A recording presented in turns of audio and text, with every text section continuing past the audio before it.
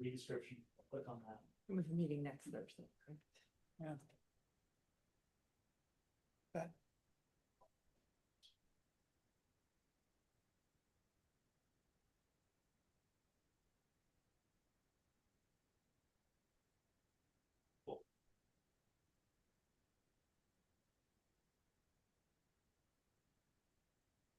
Okay, folks, everything should be working. All right. well, Thank you. wonderful. Okay, Thank we're you. gonna start again. This is a special meeting of the Board of Health. And I just want to say that we're being audio and visually recorded, and open it to public comment. This meeting is about, we scheduled it as a special meeting because it is a topic that we have spent a great deal of time on. It has to do with variances for homes in certain districts relative to septic systems, and it has become such a complicated subject that we knew we needed extra time. And so we scheduled it as a special meeting and not as part of next week's regular meeting. So anyway, I would invite the public to comment in any way at this time if anyone would like to.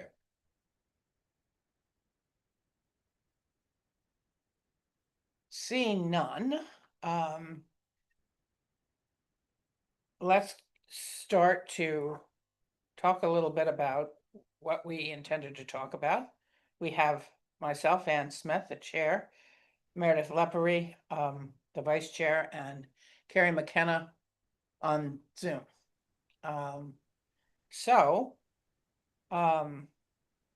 Agenda item 3, and the only agenda item, is follow-up discussion of septic system nitrogen loading credits in nitrogen and pathogenic sensitive areas. I think since we met last, or at our last meeting, we had a very instructive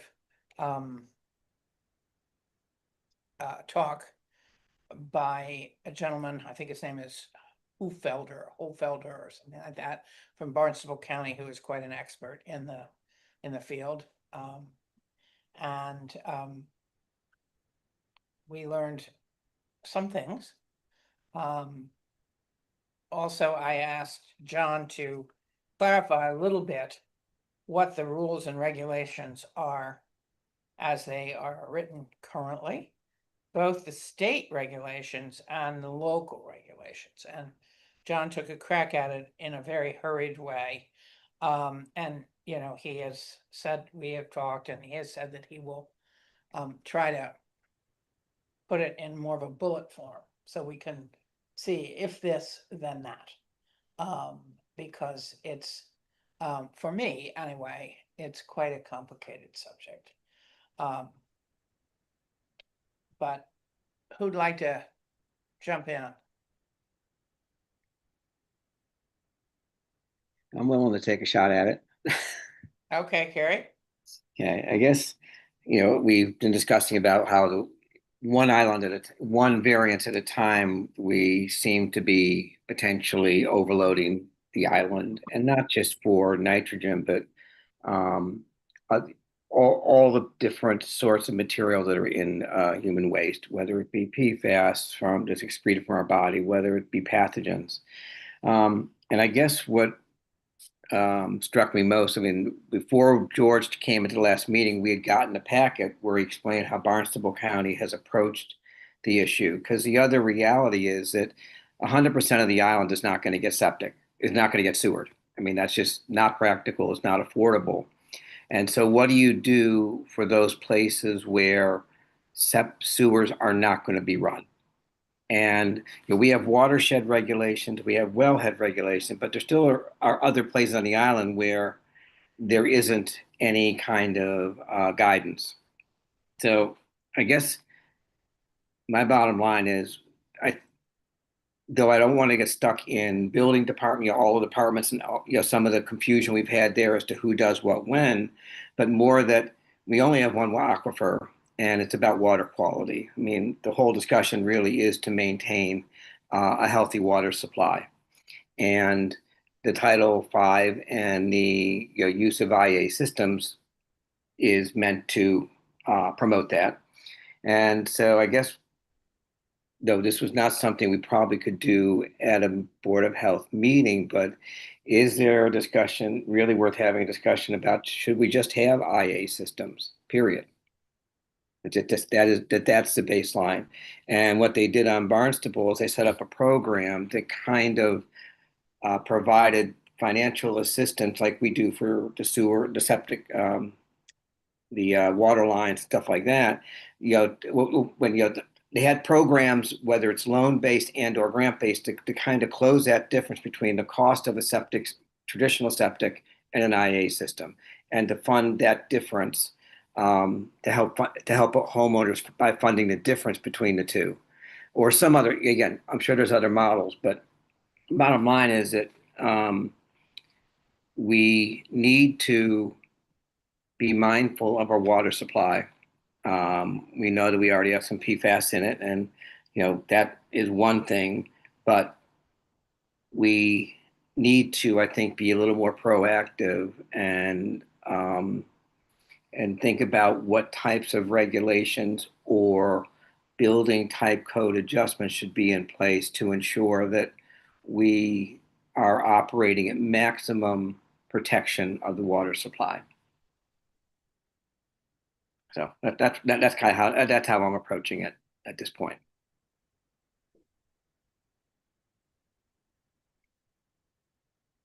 Meredith, do you want to say something now, or should we? Yeah, I mean, I agree. I think that the fact that we've been in a drought all summer long, and there are some places where there are very green lawns and there are other places where there are brown lawns. I think all of the lawns should be brown because they're all drawing from the same place. And I do think that it's our water supply is already compromised, and adding more bedrooms is, I mean, I looked at your answers, John, and yes, it sounds like, yes, the AI systems are better for the environment overall, but it is still more pressure on our islands to have more bedrooms. To have 12 bedrooms instead of 8 bedrooms is what, 16? No, 8 more people. And all of the water use and waste from those 8 people just seems like at some point it's going to give. Like, do we want there to not be an island, to not be a water supply? Like, it's killing the golden goose. So I feel like there does need to be some sort of protection, because we already have to put on the PFAS filters, and this is like a loophole in my mind. Maybe it's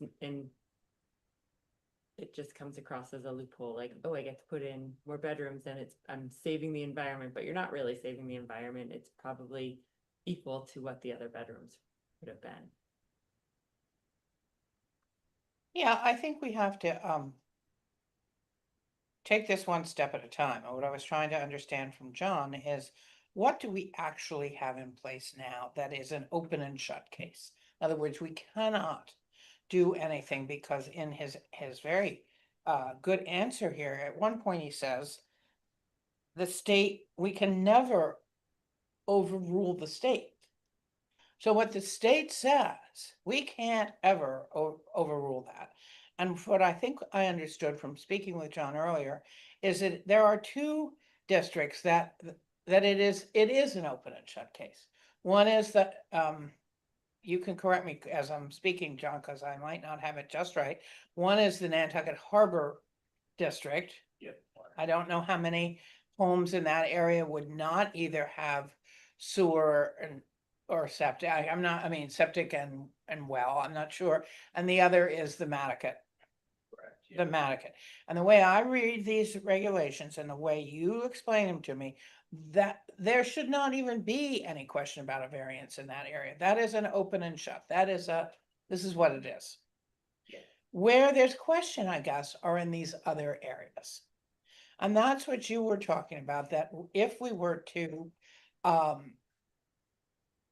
apply for a change in regulations, I don't think bylaw is the right word, but that kind of a thing, we would need data in order to do that. We can't just say the Board of Health has decided that, such and such is at risk, and we would really need data that we do not yet have. We have implications of it.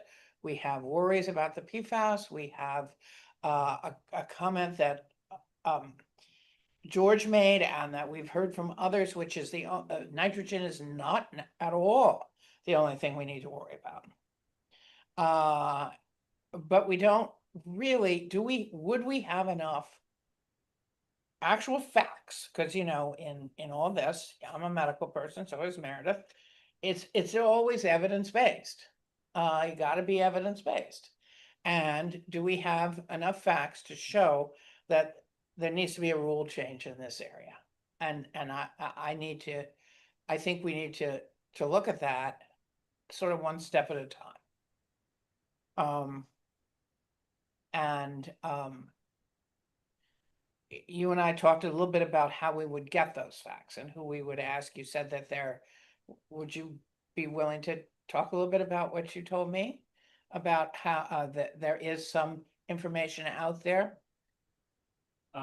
Yeah, I mean, so I'm backtracking just a second. The board need make a finding, and for any regulation, board should really make a finding for any regulation that has sense.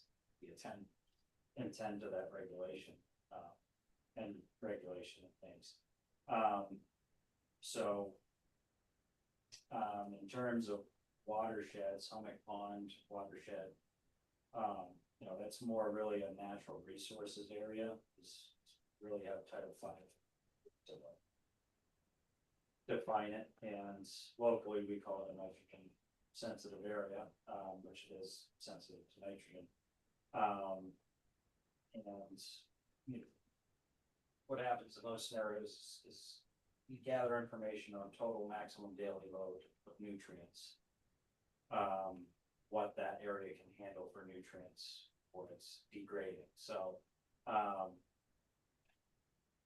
those, I believe, have been established for Hummock Pond, and there's an estuaries study done, plan done. Natural Resources is good to consult with this information since they handle a lot of water quality for surface waters.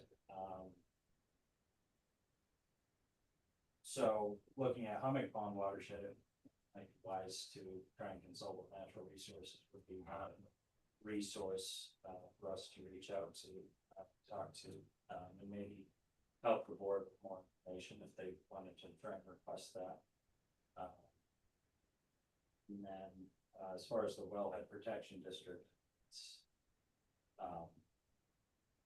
to me that is what it is. It's our public water supply. It's our main public water supply. It's the water that's serving large majority of the island, of course. So again, any regulation, a finding, the board should really take a fund for the regulation. We can be, sorry, through you, we can be more strict than the state. We just can't be less strict than the state, so. Correct, yeah, any state regulation, that's the case. Now, the board does, with that said, the board still has authority to give variances. It's a state regulation, as I said before, it's trying to capture 351 towns in Massachusetts. And obviously, we're all different in some way, so, the board is granted, some authority to make grant variances from the regulations in Title V. Just needs to be demonstrated when those variances are granted that they're offering the same degree of protection, by variance being granted by the board. So, and then kind of bouncing off of that, that's when Title V also allows towns to make its own regulations. And yes, those regulations are more stringent. They can't be less stringent than the state. And, obviously that's with an aim to focus more at what's more particular about our town compared to a different town, or what the state regulations capture. But in your answer here where it says, board several years ago made it a policy on top of the Nantucket and Nantucket Harbor watershed to only allow one bedroom to 10,000 feet with an IA. An IA is required in those areas no matter what. Yeah, so sorry, that was actually a vote in 2015, the Nantucket Harbor watershed was voted that way. IAs and, wow. I should say nitrogen reducing systems, because that's what it's really all about. In the Nantucket Harbor watershed in 2020, the board at that time voted for mapping, really to mirror the Nantucket Harbor watershed regulation, but requiring the nitrogen reducing technology and one bedroom per 10,000. So that's And then no matter what applies to not only the IA, but it applies to the one bedroom per 10,000 feet. yes, in those areas. Okay, Yeah. so no matter what, that's what I mean by open and closed. Yeah, the board- That's not, shouldn't even come up, in yeah, my the board opinion. voted on that years ago, and that's. the But way it it's seems been. like it does come up. And so I guess that's a little confusing for me. But anyway, that's not really where we are. I think we want to, if in fact those rules are on the books, and if in fact we, the no matter what is no matter what, then we need to turn to the other areas that could be at risk. Yeah, which is our other listed nitrogen sensitive areas are the Hummock Pond watershed, which has its own regulation. And the wellhead protection district, which those regulations say one bedroom per 10,000. They just don't, include that nitrogen reducing technology is required in those areas. So that's where the board is seeing a lot of variances in those two areas to go beyond the one bedroom per 10,000. The important equation for that is an acre. It's 4 bedrooms per acre on a conventional system, or it'd be 6 bedrooms with a nitrogen reducing system on an acre. So the variance is to install a nitrogen reducing system to get 6 bedrooms instead of 4. So the issue, you explained to me when we were speaking earlier, you used a great example of Tom Nevers, which is not in a risk area in terms of damage to the, well, not aquifer, yes, but also other, harbors, and because you said it's not just people, what they drink, it's what they play in, it's what they swim in, sail in, all that kind of thing. And so it's not that one of those kinds of areas, and yet,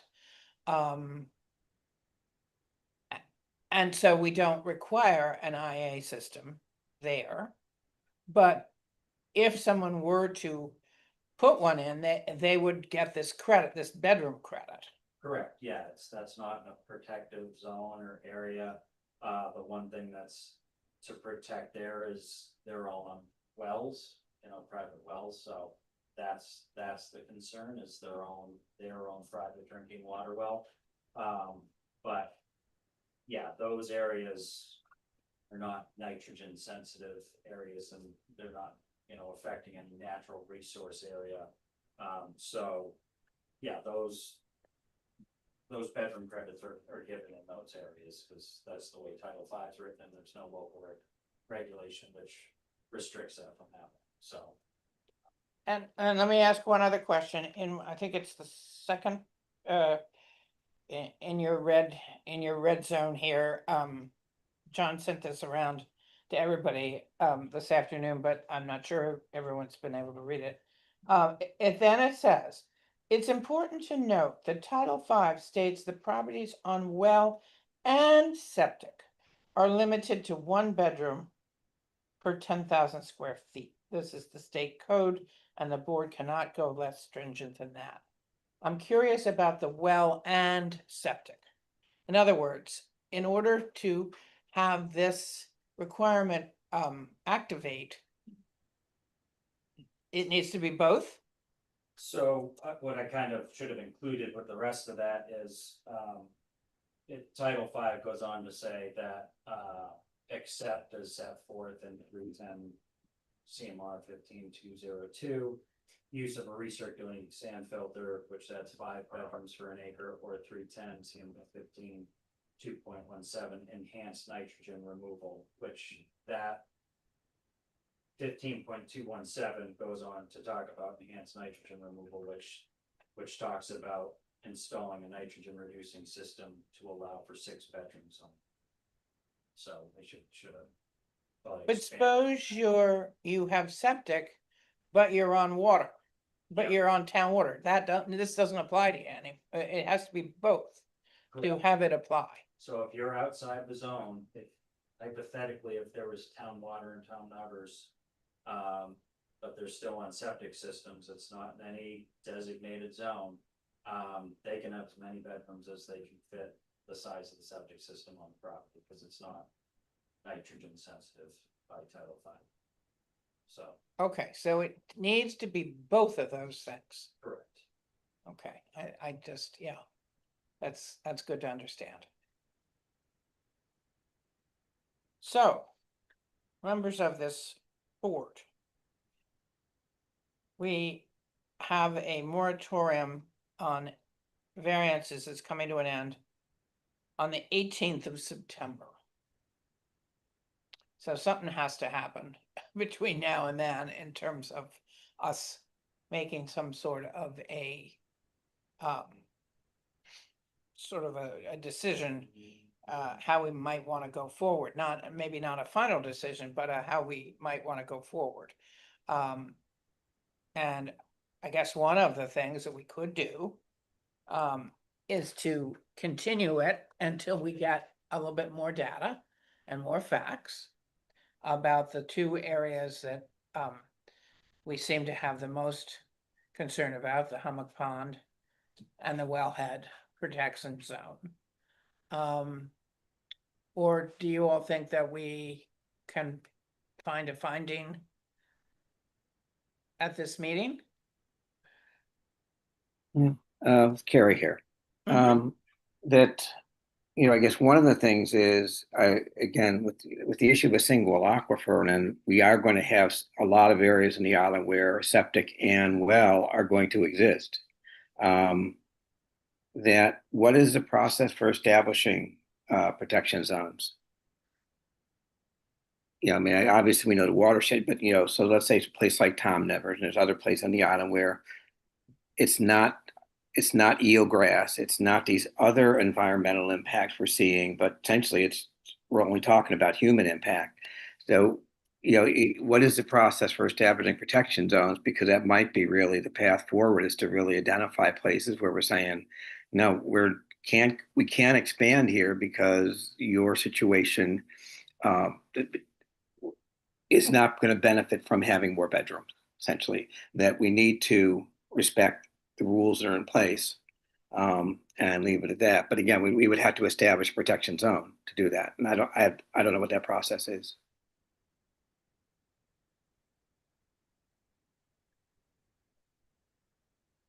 I certainly don't. One thing I think we learned from George was that, I remember he said, and I wrote it down because it was clever. If you're gonna give something, get something. Yeah. And what he said was, get what he wanted, what I think his thought was, get the finest IA system you could possibly get. If we're gonna give, if we're gonna allow more bedrooms. And so I think one of our decisions is, do we ever allow more bedrooms? If there would be those really top quality IA systems, or do we think, or do experts think, that more bedrooms are always more damaging to the environment, regardless of what kind of an IA system you put in? And I feel that that is an unanswered question for me. Yeah, well, Um, if I think about, Tom Nevers, that if everyone put in the best quality IA system, they would be able to, you know, add more bedrooms. And I can't see how down the road, if everyone does that, the hypothetical, if that were to happen, that water quality would not be impacted.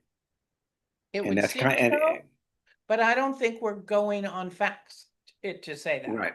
I think we're going on personal Well, just kind of this, thinking. yeah, and kind of like we feel that way. I know we had asked George about pathogens, and he had I think if I remember right, he said that was less of a concern um, with the increased bedrooms.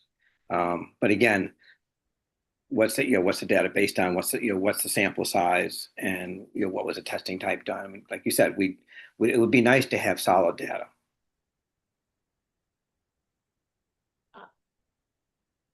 And I don't mean to come off rude saying this, but what you get is to be here.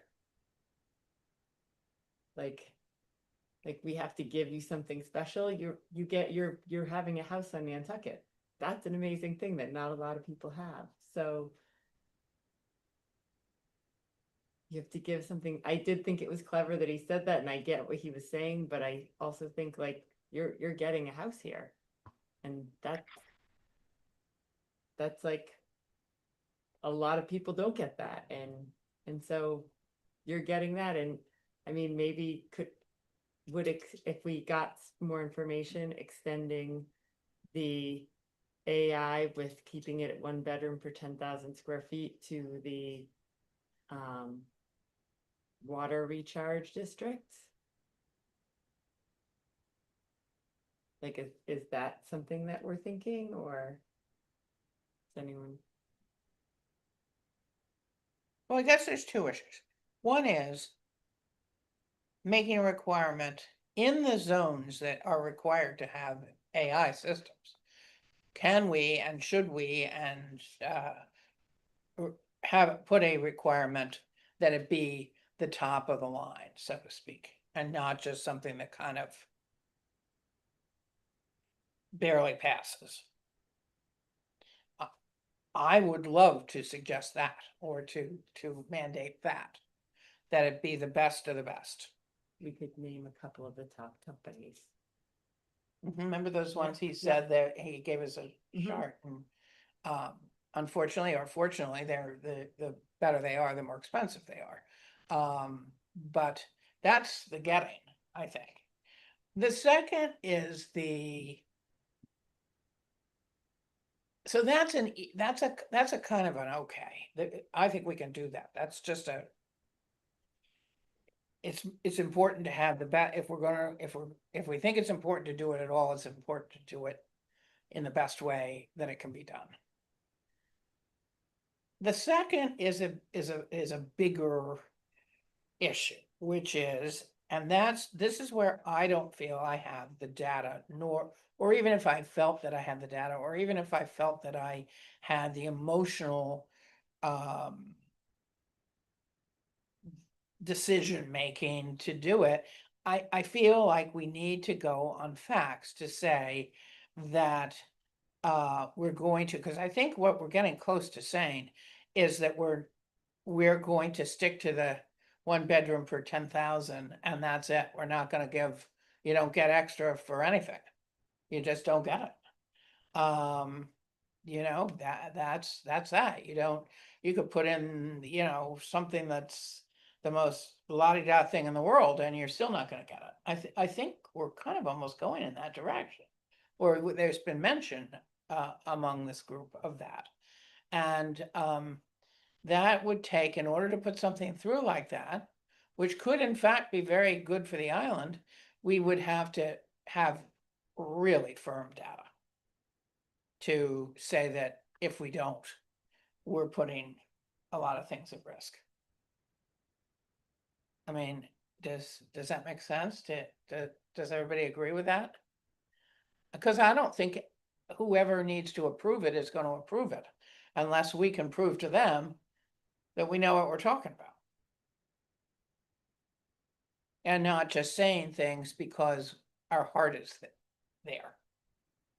I think we have to be, I've thought this all along, very, very careful about staying in our lane. Making sure that we are in fact the Board of Health and the Health Department. And that we're looking out for the health and safety of the citizens of the island. And not getting into zoning or planning or growth and development or something like that. It's tempting to do that, but we got to be careful about that. And that's what I want to make sure that because we could be completely shot down if we don't, proceed in a factual way. Yeah, and I would think that water quality falls under the Board of Health. And, a healthy drinking water supply, especially again, with a single source aquifer, essentially our economy depends upon it. If we become the poison water island, tourism will plummet. Real estate values will plummet. So, I mean, we got to be somewhat realistic that, we can't keep pushing this down the road saying someone else will solve it. But you're right, Ann, we are not the zoning board, we're not the planning department. So if we focus on what can we do as a board to maintain the healthiest water supply we can, I'd be comfortable there. And, and that kind of approach may allow us to focus on what kind of data to look for, as opposed to kind of introducing too many variables that we're trying to measure. But I think water quality is a legitimate Board of Health concern. Oh, no question about that. I don't think there's any question about that. Yeah. I think the question is, do we first of all, do we need to mandate? Are we saying that all septic systems, when they need to be replaced with an IA system? Well, again, I think that's just a possible thing that could be said. I mean, looking at all the ways that we could improve the water, and again, looking at the entire island, not just especially the area, looking at the entire island, not just watersheds and wellhead protection zones, and also, even if they have town sewer, again, we all drink from the same water supply. So, if we screw it up in one place, it's going every place else. So, part of it might be that we, again, as George said, you don't mandate a specific system, but you define the qualities of a system if you want to. So it might be nitrogen is at less than, I think, less than 10 milligrams per liter. So we would describe the characteristics, not a brand or a model, if we were to do that. If we are going to mandate that, and this is part of, is there something, and this is what I was talking about earlier, can a program be set up to at least offset some of the increased costs of using an IA system to a homeowner? So that at least it's somewhat, we're telling you to do something, it's going to cost more money, but we are going to try recognizing that we have, a grant or whatever that will allow you to, you can apply for to offset some of the costs. So, but So it's like, not a bedroom credit, it's a financial credit of it would be a some kind. financial credit to help cover the cost difference between a traditional system versus an IA system. So it's that covering that space between essentially the increased cost and recognizing it's an increased cost, but it's part of the bigger picture of maintaining the water quality on island. Don't we do that? And I mean, they give a loan, right? So it would, we already give a loan, so it's. That's Well, a loan, though, you still have to pay a loan So back. the town would cover the difference in that's- cost that's- between yeah, the. well, I don't think again, that's gonna go well. I like well- the idea, Yeah. it just seems above my pay grade. Yeah. right. Well, again, I'm going based on the Barnstable model. I mean, which is there are sections that are never going to get sewer, and the cost of running sewer to them is, I'm just going to pick a number of like say 300 million. The cost of subsidizing IA systems to still maintain the water quality you would have gotten had they run sewers might be 30 million. So yes, it costs, but it's going to cost a lot less than the other path, which would be to install sewer everywhere. And reality is, no one's going to buy that one.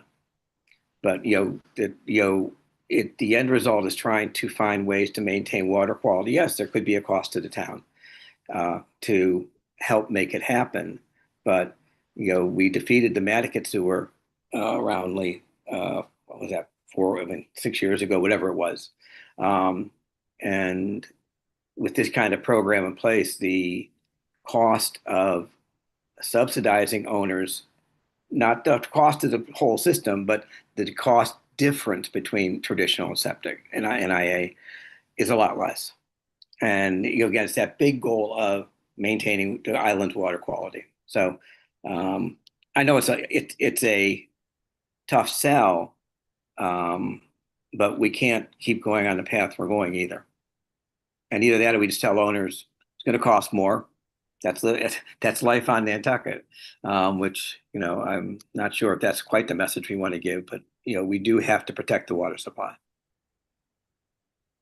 I think, and this is a different way of getting outside of our lane, but I think we're talking about something that's really important. But I don't think it's where we are for this meeting. I think where we are for this meeting is decide how we're going to end the moratorium that we're currently in. And are we going to end it by going back to how everything was? Are we going to end it by making some sort of new policy for those people who were looking to us to get a variance in the various risk areas on the island? Because that's what the moratorium was all about. If we read what this said is in nitrogen and pathogenic sensitive areas. So we're not talking, this is what you're talking about, Carrie, is really good and really important, and it's something we're gonna have to address. Maybe we have some sort of a, all day something at some point, but I think for now, we have to address how we're going to follow up on the moratorium. Someone has their raised hand. Hey, John, I have a question for you, John. Does new construction require IA systems, and no matter where it occurs on the island? No, not necessarily, no. No, if you're needing a 1 for 10,000 per bedroom, then, and you're in Tom Evers, then no, it's not required. Okay. Where it would be required, is Nantucket Harbor Watershed, Nantucket Harbor Watershed. Yeah. You're on an undersized lot. This actually does have Tom Evers too. We saw it, I think, 2 months ago. you're on an undersized lot, so say you were permitted in 1990 for 4 bedrooms on a 20,000 square foot lot. That system fails and you go to do new construction. And remember, new construction on Nantucket is addition of habitable space, so if they're adding an addition, which is, you know, a reading room or something like that, an office off of the building, now they need to meet maximum feasible compliance and the IA system is required then. So, that's another scenario. But otherwise, if it's 1 per 10,000 in Tom Nevers, then you don't need an IA. Yeah. But again, the thing that we're addressing right now is not Tom Nevers. It's nitrogen and pathogenic sensitive areas. And I believe that other than the two that are already on the book, so to speak, the two that we're talking about, am I right, John, are the watershed wellhead protection district and Hummock Pond. Are there others? Nantucket. Nantucket, Nantucket. Well, they were already on the books though, those two, right? Connecticut. Yeah, Hummock and the wellhead are on the books as well as Sacagawea Pond, Comet Pond. Those two areas, those are, well, Saccage is for nitrogen, Hummock Pond's for phosphorus. So, there's a 300-foot buffer to those surface waters, to those ponds, so. But there's a few. they can apply for variances. As my understanding is that Nantucket Harbor and Mattocket Harbor District, they cannot apply for variances. No, that's in the. Okay. Okay, so are we not now talking about the variance, the constant variance requests that we got? Yeah. In these other areas? Okay, okay, that's what I think we have to address today. Yeah, that's. Which, which brings me back to, I guess, my earlier question is, what is the purpose and the way to establish, why would you establish a protection zone and what is the purpose of it? Because, even though a place such maybe Tom Nevers, like, isn't in the watershed and you don't have the eelgrass and the other environmental impact, it's still, that waste becomes part of the waste that goes into the ground, does work its way through the natural filtration, the septic systems into our aquifer. And is that a path we can take, is to establish more protection zones based on water quality, the overall island water quality? Just, I guess in some ways, much like when the whole island became a historical district after they built Tristram's Landing. I mean, all of a sudden they expanded from downtown to like, whoa, wait a second. And maybe this is kind of the same thing. It's like, the whole island functions as, where water is concerned, it's one. There's no other sources. So can we establish more protection zones? And then once we have those, there's regulations and stuff that will be in place, and it may help kind of start boxing in some of the variance requests. We will always have some, just because of the way nature lots and stuff were divided way back when. But can we treat the island as one entity as opposed to all these little places, and everyone has their different set of rules? So those are my questions. Madam Chair, if I think. So Yes. we don't have the information right now that we can give you Correct. exactly on how to establish a wetland protection district. I believe there's state involvement. I believe there are multiple studies that have to occur around geologic issues associated with it. I mean, it's a much bigger process. We don't have the answers for Right. right now. Right. I thought I we heard already that. had a wellhead protection district. We do, That's a step. Right, Yes. so we have that We do. area and we know That we do. what that is. And We do. because some of the variances that we just approved. or were asked for in that in area, that yes. area, so if we know that that is an area, and I think when the PFAS information started, they talked about doing another study about, and this was in 2020, about how the water flows, the town was, or the airport. talking groundwater. about Doing another study about how the water flows, because they initially said that the water from the airport was flowing all towards Matacasham, and that's why those houses were so high, and that it was not gonna flow west of the airport. Obviously, we all know that that is not true. And it does flow west, so they were talking about doing more studies, so I don't know if those, I don't know who was in charge of that, but it'd be interesting to see what those studies showed of like where the water does flow, and because the wellhead protection zone edge is not that far from the airport. Like maybe half a mile, maybe. So that, I guess I think like, okay, so maybe the wellhead protection zone, because that is an easy place for contamination from septic systems to enter into our water supply. It's a vulnerable spot that could be added to the other districts.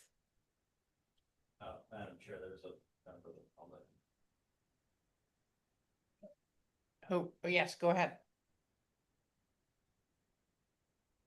Mr. Mr. Armstrong?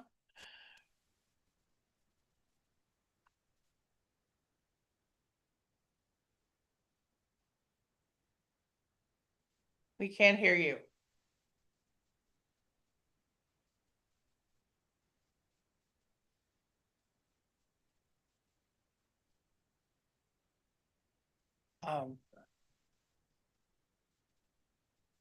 If I may make a comment, Madam Chair. Yes, I mean, there's a degree that, you know, Title V established, Title V's standard is 4 feet separation from the bottom of a leach field to groundwater. Locally, ours is 5 feet based more on sandy soils and faster percolation rates. And I just gonna say that that's the state's established separation and standard for treatment to enter into groundwater, as far as it being acceptable to go back into the groundwater supply and be efficiently treated for, you know, drinking water to be consumed. So, IEA certainly enhanced that, but I just want that you know, that filtration is happening. And of course, it's not capturing all contaminants, but I think as George showed, it is treating bacteria and viruses, obviously, and nitrogen too, so. I think that is Mr. Armstrong, are you talking? Oh,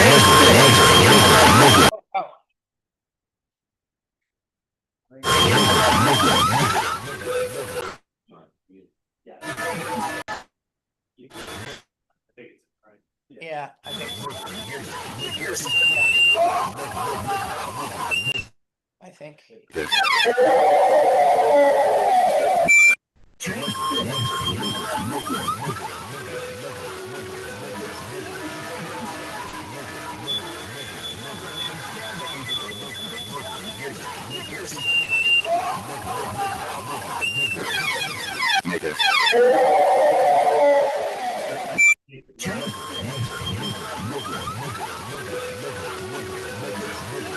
Uh-oh. Oh, good.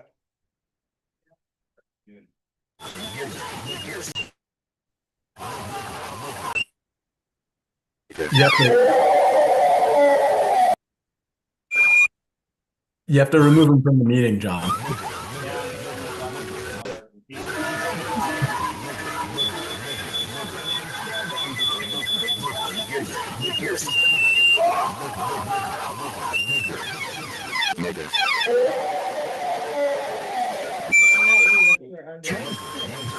I'm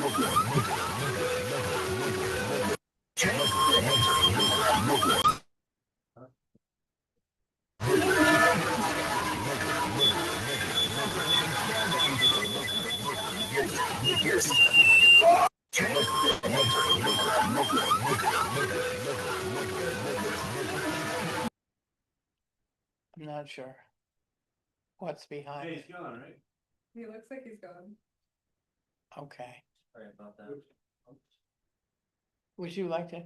Yes, of course. That's okay. Yes, You wanna come up here and come closer. For sure, I'll just. have a seat? Yeah. I was just watching Paul Santos with Nantucket Surveyors. If I could just kind of walk through the districts and give my perspective on where you are today. So that the state has has a DEP Zone 2, which is a state established wellhead protection district. The town adopted that as the public wellhead recharge district, which is what is actually in the zoning bylaw. It's a function of the zoning bylaw. There's also a Zone 2, a smaller one that is in Sconset. As you're coming into Sconset, where the split is, as you come in, that's actually a DEP Zone 2 in that particular area also. The town then, through, as the director has said, through extensive studies and so forth, established 3 other zones: Nantucket Harbor Watershed Protection, Hummock Pond, and the Harbor Watershed Protection District. I believe all those were done when Richard Ray was still the acting Board of Health Director. All of those based on data and studies, as you had mentioned, with regard to each of those. 2 of those, the town saw fit when they adopted them to put in place, in addition to being the watershed protection districts, the 1 bedroom per 10,000 restriction, which was Hummock Pond has a 1 bedroom per 10,000 restriction. Nantucket has a one bedroom per 10,000 restriction. The Harbor Watershed does not have that. Well, it's in chapter 332. It's when things were codified, the regulations got kind of intertwined. So part of actually Nantucket Harbor Watershed is the chapter 332 and the general septic regulations. So But when the district was established, there was no, the one per 10,000 wasn't part of that. I mean, I think the 1 per 10,000 was at the time Nantucket was done. People were concerned that they were also running water to Nantucket, and they felt that once the water got to Nantucket, that it would open up the bedroom thing. So that's why they did the 1 per 10,000. So I'm not sure the 1 per 10,000 is necessarily a regulation, John. It's more of a policy that the board has adopted or staff had adopted, that they won't allow bedroom credit in those zones without a variance. right. For those 3. And it, albeit you've got the 1 bedroom per 10,000 that is in there. To Kerry's point, looking at other areas, and to the director's point, to establish these districts is an extensive amount of work that the town, I'm sure there were outside consultants, the state was involved when they established all these other districts. And the one thing that I think George did say also was that the board's job is not to control growth. And it seems like, without the data, you're trying to control, if you're trying to control growth, that wasn't the function of the board. The function of the board was to protect. I mean, I know it's a double-edged sword. You're protecting growth, but by trying to protect the environment. But I think, if I'm mistaken, in part of his presentation, he specifically said, your job is not to control growth. And I said that too. And you said that too. So I think that's an important thing to remember. And again, to your point, the moratorium deals strictly with the Nantucket Watershed District, Hummock Pond, the harbor, and also the public wellhead recharge. Because all 4 of those would be the designated areas. John mentioned the 300-foot setback. That does apply. 300-foot setback is actually Long Pond. Yeah. All the pond areas is the 300-foot setback areas too. So as I said, I think your goal here today, or at least before the end of that moratorium, is to come up with a policy for the moratorium. And then the other issue is, the more overall issue is, do we have other areas? The other overarching, That need to be that need to be looked at. Right. Obviously, that's a longer process, but it's something that you can look at. And then there was talk about the with the wells and septic, 1 bedroom per 10,000 under the state regulation. Actually, in the DEP zone 2, whether you have well water or even if you have town water, I don't think it makes a difference. If you're in a DEP zone 2, you still have the one bedroom per 10,000 restriction. So- But then people say, well, I'm gonna put in an AI, so I get the extra bed. Oh, yeah, no, that's, So Yeah. I guess my thought is like, well, this is a sensitive area and other sensitive areas we've said doesn't matter. You don't get the extra bedrooms, you just get the 1 per 10,000. yeah, well, I understand the protection, the protection districts, obviously, that's why you're here. I think to say that because it's just a well and a septic, again, the state regulation that allows you basically, 6 bedrooms per acre as opposed to the 4 bedrooms per acre. I mean, that is a regulation. I know Jim's referred to it sometimes as a loophole, but it's not really it's a regulation that allows somebody to come before you and ask for that. But there's a lot of things obviously happening. But I think the first thing is obviously you have to deal with that moratorium and then decide how you're gonna move forward with that. So. Well, That's- it's my understanding, and I want to ask this one more time, that some of those areas you mentioned are already protected very stringently. And that 1 bedroom per 10,000 square feet, it's kind of an open and shut case. Yet the Hummock Pond and the Wellhead Protection District are not as stringent. And for me, that's what we're dealing with tonight. Well, the hummock has the 1 per 10. It does. So yeah, in the it just regulation, it doesn't- has the 1 per 10. Doesn't require an IA. Oh, Yeah. But if they that's correct. put in Oh, an that's IA, correct. they That's get the right. extra That's right. bedroom. You don't require the IA, but you need a variance to put the IA in the Yeah. hummock pond. But, yeah, that's right, Because exactly it right. says 1 per 10,000. It says 1 per And 10. it doesn't make it. Yeah, it doesn't have the IA, note towards except, yeah, it doesn't have the IA requirement for new construction. So there's no requirement Yeah. of the IA in the Hummock. Not in the regulation. Okay. No. Okay. What about the Wellhead Protection District? That's not in the regulation. Not in the regulation. Okay. So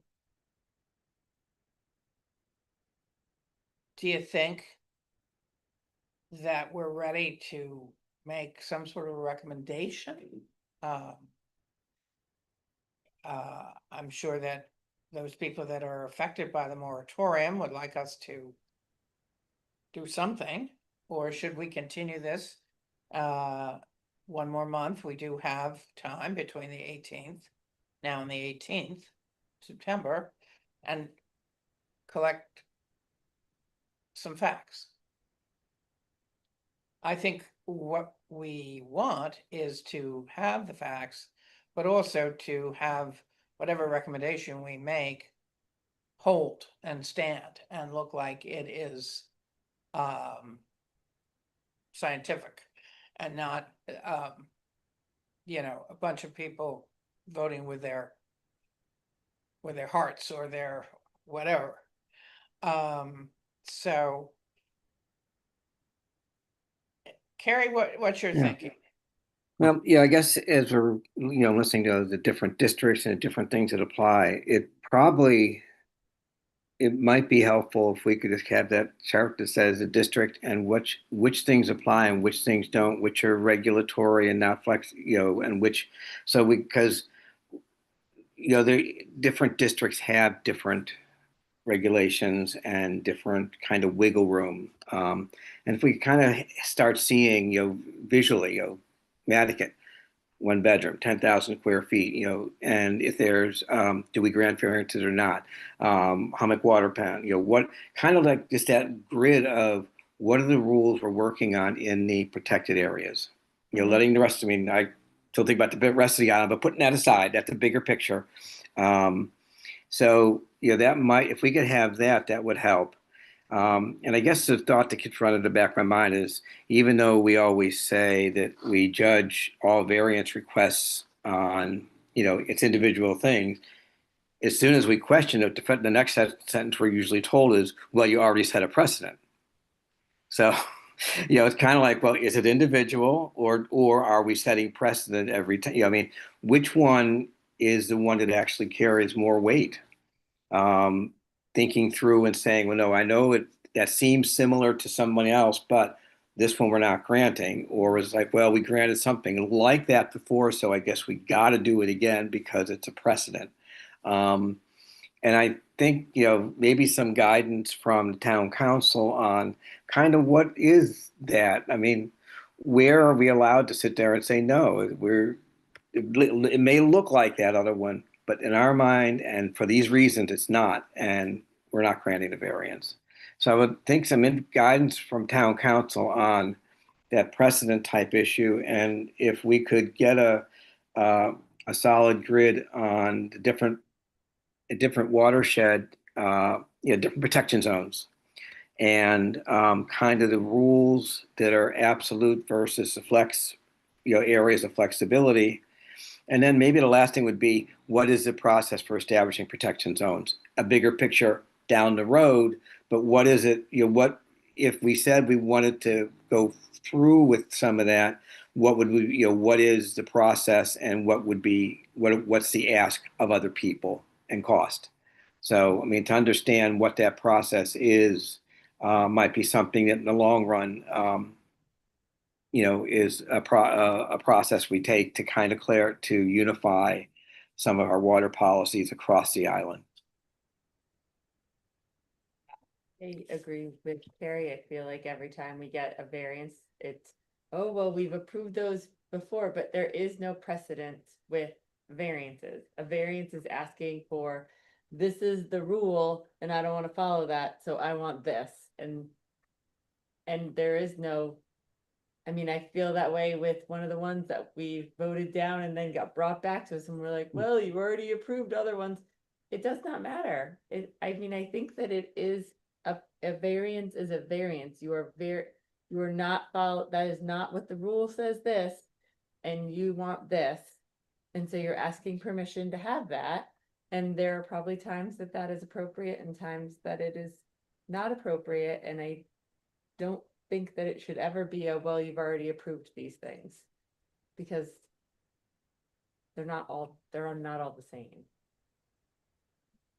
And I do think it's important for us to remember that there's no precedent setting with it. This is the rule and this is what they want, and they are two separate things. So are we going to say yes or no? What is best for the health of our community? Tom, you want to weigh in? You're very quiet over there. No, I'm a little unprepared because I had something personal going on, but Okay. I just like to say that I think doing anything today was probably a little premature. I'd like to see something in a packet and then maybe give the public a week or so to digest whatever we're doing, so that folks like Mr. Santos can come and weigh in on it. But I think this discussion is all right on. I agree with everyone of what's been said. Okay, so I think what we're saying, and we have to figure out the timing of it, but I think what we're saying is we'd like to understand the protection zones that we have now. We'd like to have a grid, or whatever word we use to describe them, and to understand of those zones, which ones have, as I thought I understood earlier, very little flexibility, and which ones currently have some flexibility. I also think, and the first time I ever read what John said, the first thing that glared out at me was, we need a legal opinion on this. We need an attorney to read this through, to understand what it really says, to understand what the state is saying, to understand what our local regulations are saying, to understand what is possible and what is not possible. Can we get stricter? Do we need to, and as everybody else has said, when is a variance, not a variance kind of thing? And then lastly, but this is for the future, how would we go about establishing other protection zones? So we have we have our regular meeting next week. Obviously, this isn't, we're too jam-packed to take this up next week. And then I guess, what would it be, September, 18th, oh, that's the day that's the meeting. We did it for the day of the meeting, okay. I believe, didn't we? I guess so. I mean, I haven't looked at the calendar for September, but, I'm a little concerned that this is such a loaded and, complicated issue that if we were to get into it in a regular meeting, it would, either we would end up, leaving here at midnight, or we would, not get to it. But what do you guys think?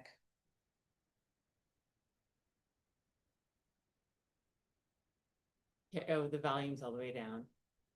Oh, Carrie? Oh, wait, Carrie, we can't hear you. Yeah, I raised my Okay, hand, now but you- Now we yeah, can. I turned it off because the dogs were barking. Do we hold a meeting on September 11th? Essentially 1 month from now, for the purpose of, hopefully getting some of the information we want and talking just about this on the September 11th, rather than bringing it to the 18th meeting.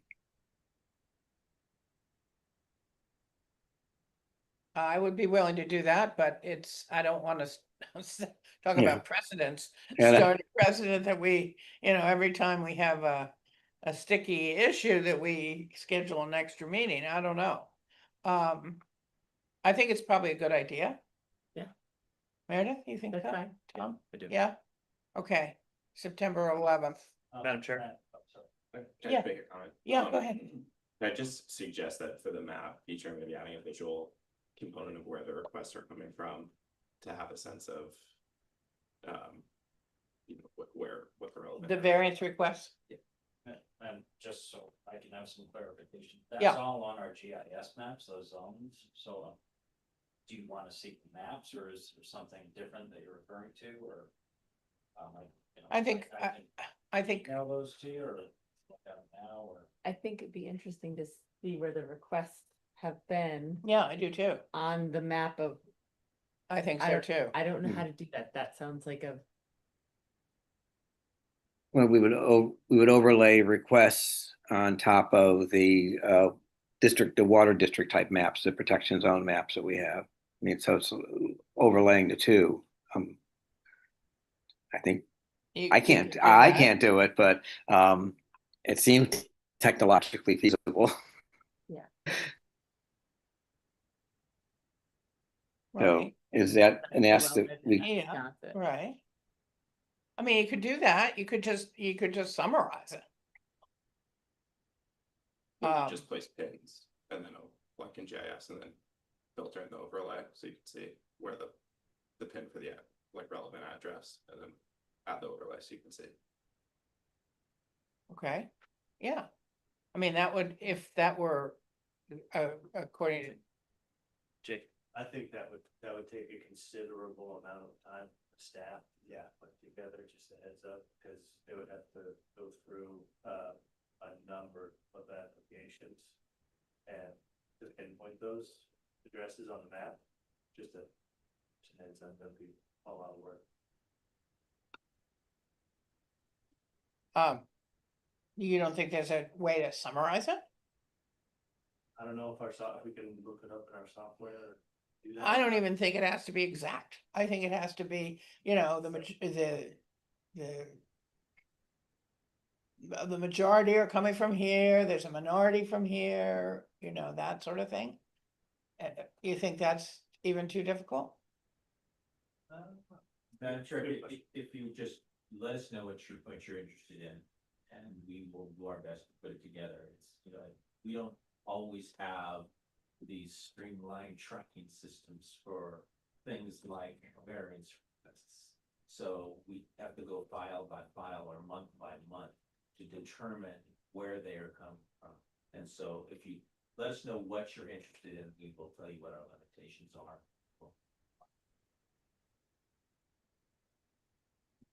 Uh, Yeah. I think it would be nice to know if there were specific, if it's all across the board, if it's widespread, if it's a little here, a little there, a little here, I don't think that matters. But if it's all largely coming from a certain area, I think that's quite relevant. Perhaps you can just this in writing to us and email it.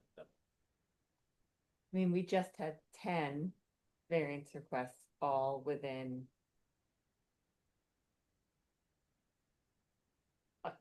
maybe, I don't think a half a mile, it's probably a quarter of a mile, all within the Wellhart Head. Just in the last 2 months. I mean, we have a GIS person Yeah. who can expert Because- this area and might be able to describe what it might look like on a map. But as I said, if you just let us know everything that you're interested in. Okay, All I'll try. right. Yeah, Yeah, I think it's what I'm looking for is a general, is there a pattern or not? would we be able to say, so going back 1 year, just going through each agenda and the variances and just like, where was that located? Like, the 37 Worwell Road, that is in, just that kind of just go back a year and just go through the last year of variance and what district is it in there. I mean, without kind of, would that be a structure that would be doable? And we average, probably 3 or 4 per meeting, so that would be, I think a year, we're not gonna go back. Yeah. yeah, no. We're not gonna go back. I would just 1 year, because I mean, I think there's the pattern that we're concerned about, we've seen definitely in the last year. I mean, to go back beyond there, I think is not going to change anything. We're concerned about the now, not, what's happening now. And would that just be a way to kind of limit the scope of the data and just be able to say, okay, this is a good snapshot of what we're seeing in general? So, I mean, I would be comfortable with 1 year look back, just go through each meeting, the variance, the address, and what, if that was, what type of water zone is that in? Okay, so that's one. 2 is the grid that you were talking about. Yeah, And we can give it another word, but I think what we're talking about are the various, it's kind of related to the first one, but Yeah. the various protected areas. And because Cool. I am gathering that some are more protected than others. Some where it said, remember when I read before, it said no matter what. There are some no matter what's, and there are some maybe if. Yeah, And and I'd like to sort of have them spelled out for us. yeah, so that was kind of like what are the rules as they pertain across the things, and then the variant stuff would say we could start seeing what kind of in the last year, what have we done, what have we approved where, or essentially what have we been presented, and probably indicating if we approved it or didn't approve it too. I mean, just because it's presented doesn't mean we approved it. We have rejected some, but this, so to kind of, one is the overarching rules that govern the watersheds, zones, the different protected zones, and the other is the reality of the actual variance requests, what protection zone they're in, if any, and and our action to approve or disapprove. Then I think that because in order to make a change, we've been told we have to have a finding. We need to have a summary of what we know in terms of facts, in terms of what is the risk of not being very strict in the wellhead area, for instance, or in the, I think I'd like to have a summary of what we know. That'll help us to know if we need to know more that we don't know ourselves or that in-house doesn't know. And then I really feel strongly about having a legal opinion. I think these, I mean, we talk about Title V, and then John talks about 320.9 or whatever it is, and they seem to be all intermingled and intertwined and and I'd sort of like to have somebody who can tell us the legal part of it. What are they actually saying? And any other ideas that we should have? Because I think these guys want to know everything that we need. I think that's good. Yeah, is that good? Carrie, good? Yeah, I mean, I think the grid, the variance review, for the legal opinion, it might be it might be after the next meeting when we maybe have more definition about what is we may have more targeted questions after we review the data from these other sources. So yes, we need a legal opinion, but it might not be useful until after the meeting on the 11th to kind of say, okay, after looking at the data, looking at what the rules are, here's our questions, and where do we have, what does this mean? I'm not sure if a legal going to town council or anything right now would be useful, because I'm not sure if we have enough. I'd like to hear what the state says versus what our local ordinances. Okay, so you're looking at different, okay, I see what you're saying. Okay. And I think that the words, for me, as hard as John tried to explain it, the words were kind of just words, and I'm pretty good at reading gobbledygook. And so I'd like to have somebody say, okay, this is what this really says that you can do. And then we might have to go back and say, well, if we wanted to do this, could we do this? But, I just like to hear what the opinion is that it really says. I guess my thought is that I think what John communicated was the reality of regulation. That it is, it can be sloppy. So I think he did a good job, and I really, I did mean to thank you, John, for that information and the other stuff. So, but yeah, anything that can help us know what the limits of our authority are, which I think we know that, again, it's health, not this other stuff. And what can we identify what the problem is, and what can we effectively do to address it? Ultimately, that's what we want to get through. So yes, we're going to need legal guidance all the way through. Mm-hmm. Yeah. Okay.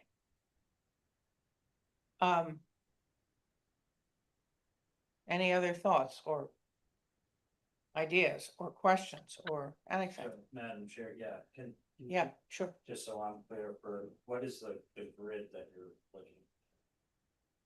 The grid are the protection districts. Yeah, the protection zones, and the absolutes that govern them, the maybes that govern them, and actually, I think that's kind of it. I mean, just kind of, so if I look to Hummock, okay, what are the things that we should be, why was the zone created? What are the rules in place that needs protection? And, Nantucket, we have the the 1 bedroom, 10,000 square feet. I mean, it's just that those rules and those, identified variables, because we know that some of them have variability built into their, into their watershed rules. So I think, that's really that, just so we can kind of, and that way then when we look at the variances, it's like, okay, that says watershed, that's Hummock Pond, we look at, okay, Hummock Pond, these were the restrictions, we approved it. I mean, we can kind of start, doing this matching up of request, what are the rules, and what was our action? And then that discussion would lead to what are our concerns, if any? And it may be that when we look over data, we may say, honestly, we are doing a good job. So, but then it might be the bigger picture. How do we protect more of the island then? It may turn out that we are doing a good job with our variances. And I think but that's those two, the grid and that year's worth of variances and the actions and the location will tell us a lot about where we are and maybe where we need to go next. We And need I'd data. like, sorry, John, sorry, Carrie, No, I'm I done. mean to interrupt, go ahead, finish. I'd No, I'm like done. to have the reason for it's being protected. In other words, why, if we did nothing in that area, what is the risk? What could happen? So, What is it? What is the damage that would be done? I think we need to know that. okay, so if I may speak. Yeah, So these go ahead. were all studies, Paul referred to them. These were all studies done by us with the town of Nantucket with the help of Mass DEP on establishing these areas. The TMDLs, total maximum daily loads, and establishing those to see where we were. And I can send these reports. I'm gonna warn you, they're about 150 pages each. But those were findings, and with the regulation, you have, findings on information you have a scope, why is this being implemented? And what are the steps we can do to, what's the intent of the regulation? What are the steps we can do to try and mitigate, to make things better? For instance, we know some communicable diseases are transferred through bare hand contact with food. Regulation puts gloves in place. So essentially, what was looked at, especially in Nantucket, was how can we control the Nantucket Harbor and try and improve the water quality there? Well, one thing we have control over is septic systems. That's the biggest thing. Next would probably come fertilizer. So I can email the board all this, the TMDLs for that, all that information.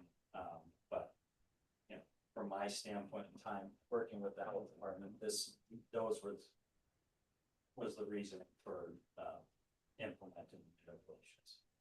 Oh, I'm sure, and what I guess I'm asking, so I don't know about you, Meredith, but whenever I read a medical report, I look at what they're trying to ask, and then you know what I do? I go to the conclusion.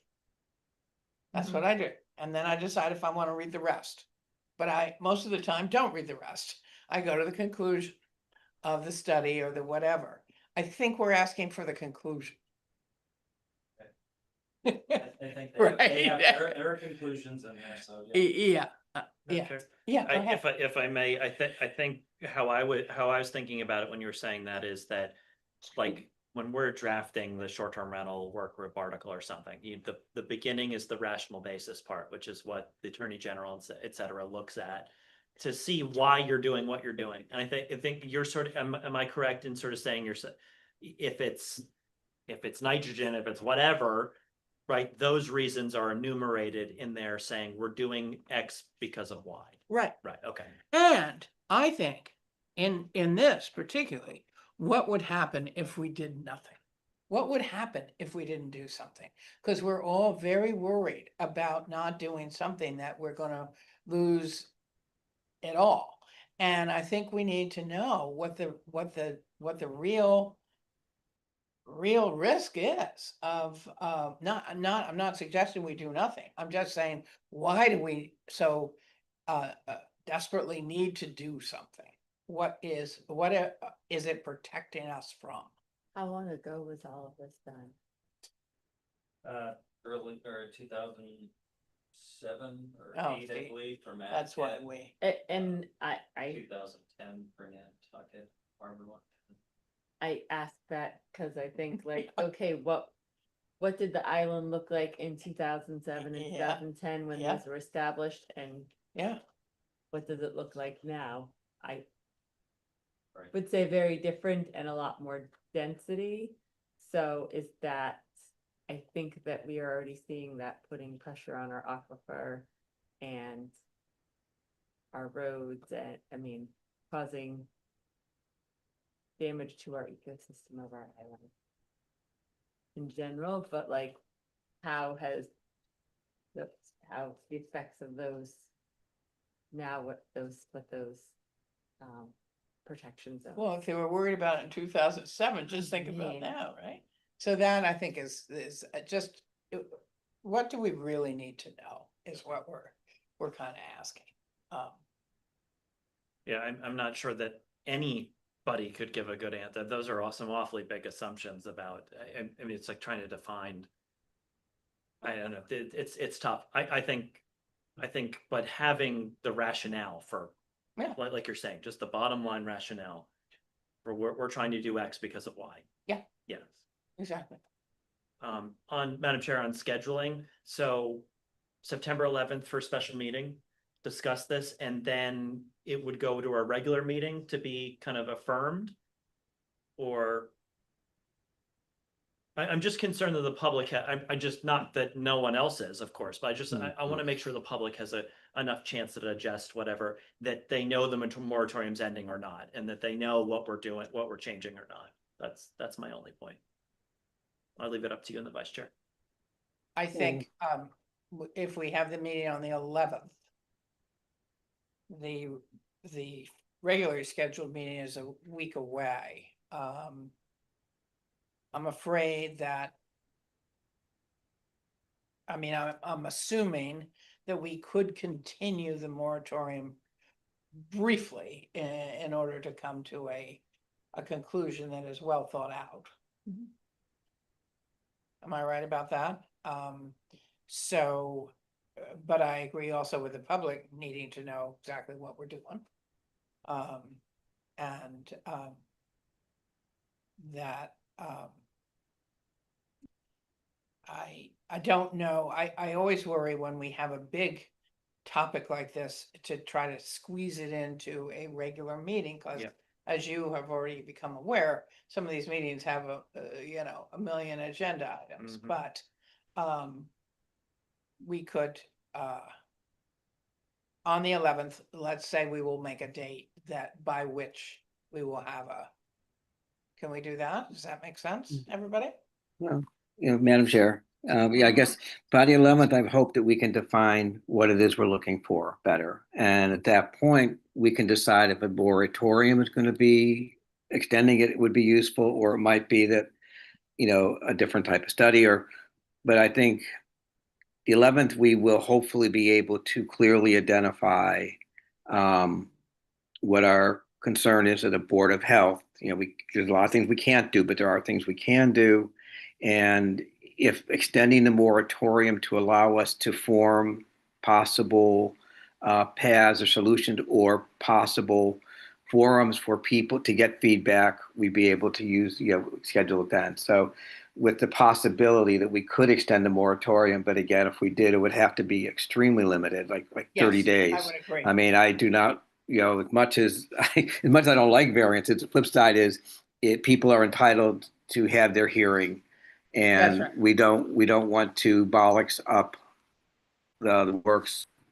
If I want, as a result of the meeting 11th and the data we get and more discussion, I think we'll be in a much better position to really clarify this is our concern and a path of action, and if necessary, a small extension if we need more data. Mm-hmm. I would agree with that. Yes, sir. Just thinking of the calendar, Yeah, Labor Day's coming up. yes. Kids got to go back to school. Yeah. I'm sure staff may have some vacations and stuff. Do we have enough time? Between now and the 11th. Yeah. Just kind of throwing it out there. I think we can. Where are we? What's today? 14th. Right, so there's a number of areas where we can collect data from, so I need to get back and determine that's gonna take. I Mhm. can't give you a, we'll do our absolute best to have it ready, prior to the meeting in form of a packet. I can't do anything to say we're gonna have everything. Do our best. Well, let's just think that if you determine that, as Tom says, it's not enough time, we would need to how would, we wouldn't, oh, we're not, we tentatively have this meeting on the calendar, but we wouldn't necessarily go through with it. Yeah, well, and I'll say also, we will have data. It's just a matter of whether we can get everything that you're asking for summarized in grids and variance data and all this information. We will have data for you. I'm just don't know whether it be, but that's true. You don't have to have the meeting and for some reason you don't. The board feels they don't have enough to act on. That's right. Then I think what would happen is at the 18th meeting, we would extend the moratorium of for a limited period of time in order to review the data, right? That if you didn't have everything up ready. Gary? Yeah, I mean, I'll be back on island later in the month. I'd be willing to help out with data collection.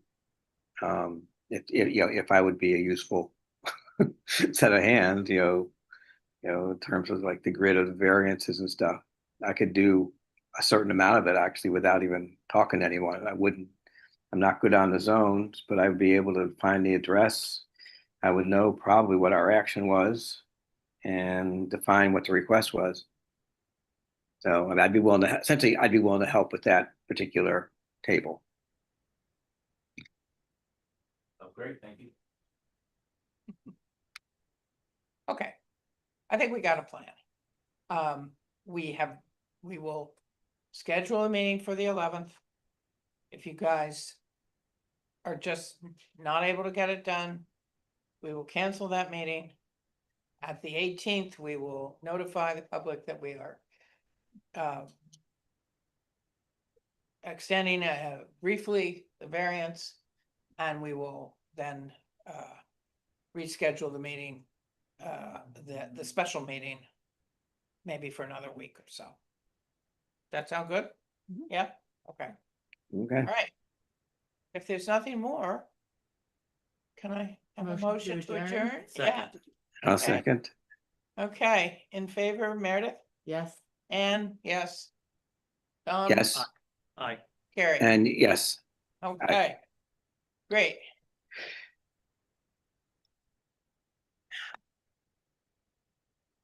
Okay. I would offer to help, but I would have to bring my. I'm sure you kids with guys me, want and us. I don't think anyone wants that. I'm not sure you guys want us in the